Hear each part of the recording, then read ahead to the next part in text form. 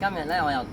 揾咗我個學生過嚟咧，就教下大家學下呢個詠春嘅小念頭啦。詠春嘅小念頭咧，係我哋詠春拳嘅第一個套路嚟嘅。咁希望咧睇到呢個視頻之後，你哋都可以翻去自己學下啦。咁我哋而家可以開始啦。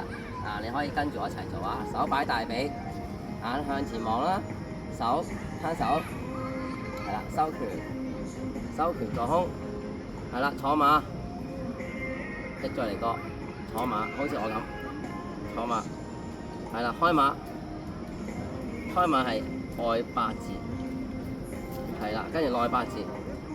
跟住鉗腳，係啦，雙攤手，係雙肩手，俾力嘅，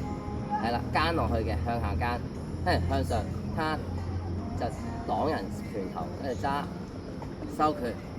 好啦，我哋試下出拳咯喎，左手擺出嚟喺胸口個位置，左手係啦。係正拳嘅，我哋日字中拳係咁嘅，個手指公係搭喺上面，係啦，擺呢個位，打出去，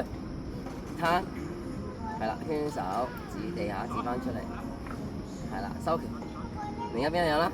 擺喺胸口位置，打出去，係啦，攤手，圈，收拳，好啦，我哋再學多一個動作就得啦，我哋攤手攞出嚟，係啦，跟住蹬掌。係啦，收，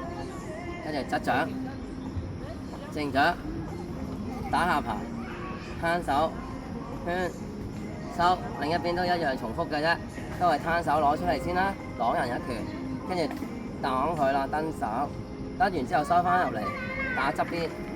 好，擺翻中間，打前邊，攤手、圈、收，好，收左腳，係啦，雙按掌，